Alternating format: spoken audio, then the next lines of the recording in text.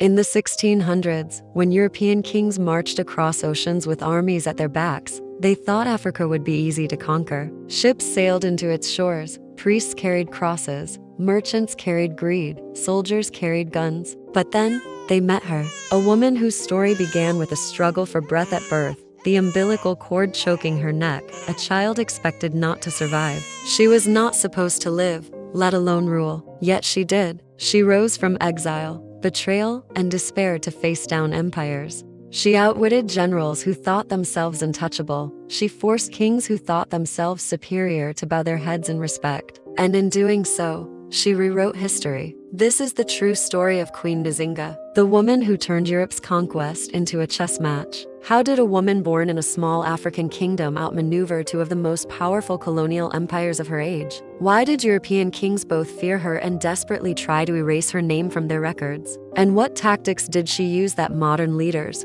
military scholars, and freedom fighters still study today? These are not just questions of the past. They are questions that still matter. Because at the heart of this story lies something timeless: the fight for dignity, the price of freedom, and the courage to stand tall when the world tells you to kneel.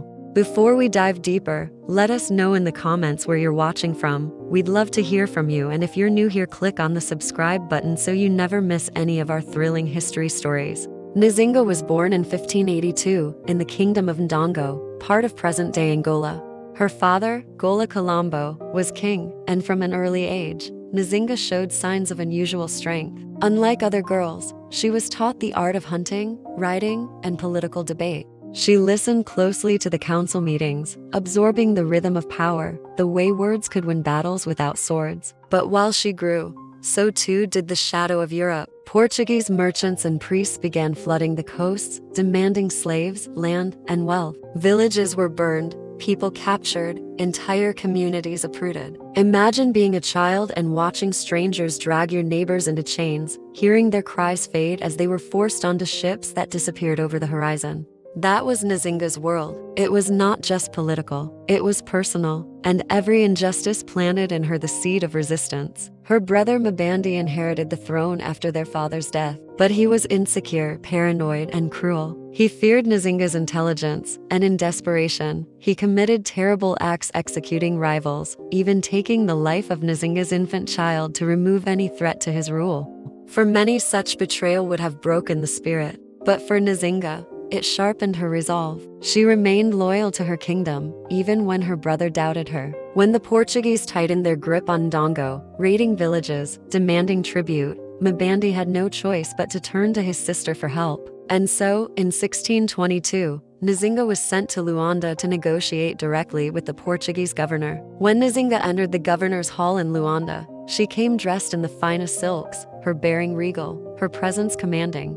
The Portuguese thought her a curiosity, an African woman daring to speak as an equal. They intended to humiliate her. A chair was offered to the governor, but Nzinga was given only a mat on the ground. For them, it was symbolic. Sit lower, know your place. Nzinga paused, looked at the mat, and then made her decision. She turned to one of her attendants. Without a word, the woman knelt down, and Nzinga sat on her back. Now she faced the governor eye to eye. In that silent gesture, she spoke volumes. "You will never look down on me." The negotiations lasted hours. Nzinga argued fiercely for peace, demanding an end to slave raids, an end to Portuguese domination. Her intellect stunned them. She spoke Portuguese fluently, knew their politics, used their religion against them by agreeing to baptism as Ana de Souza. By the end, she secured a fragile treaty. But the moment was more than diplomacy. It was a warning. She would never be anyone's subject. This was only the beginning. If you're still here, comment "still standing" below, because that's exactly what Nzinga did when everyone expected her to fall. The treaty did not last. The Portuguese broke their promises as Nzinga had expected. Her brother Mabandi died shortly after, some say poison, leaving the throne in turmoil.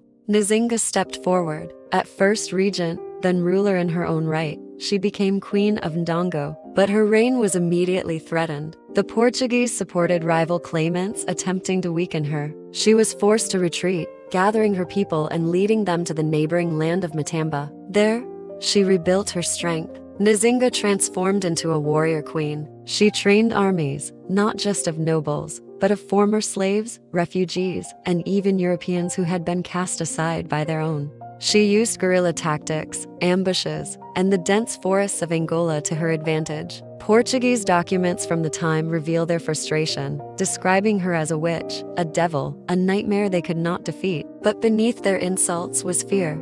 Fear of a woman who could not be controlled.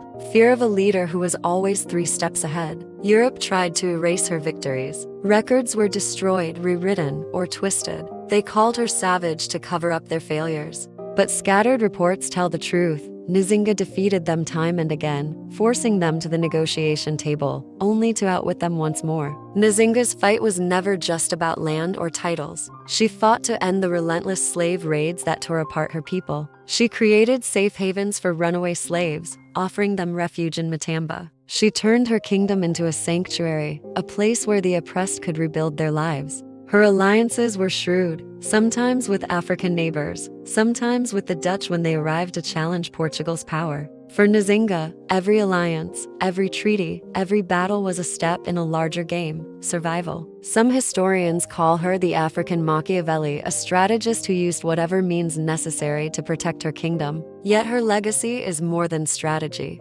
She endured betrayal after betrayal, yet she persisted. She fought not just with armies, but with her mind, her words, her unyielding will. When she finally signed a lasting peace treaty in 1656, she was in her 70s. And when she died in 1663, at 81, her kingdom remained free. Today, Angola remembers her as its founding mother. Her statue rises in Luanda, a symbol of resistance and dignity. European kings tried to bury her story, to paint her as a savage, a witch, a ruler unworthy of history. But the truth stands. They feared her not because she was violent, but because she was capable. They feared the idea that a woman, an African woman, could beat them at their own game. Her story was dangerous because it shattered the narrative of European superiority. So ask yourself this: if you lived in her time, would you have followed her into battle? Would you have trusted her alliances, even when they seemed dangerous? And today, in your own life, what chains would you fight to break if you had her courage?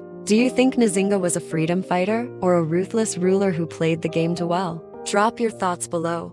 I'll pin the best one. And if you want to uncover the stories Europe never wanted you to know, hit that subscribe button, because the next story we're covering makes Nzinga look tame. The stories of resistance, of power, of forgotten rulers, they are waiting. And once you hear them, you'll never look at history the same way again.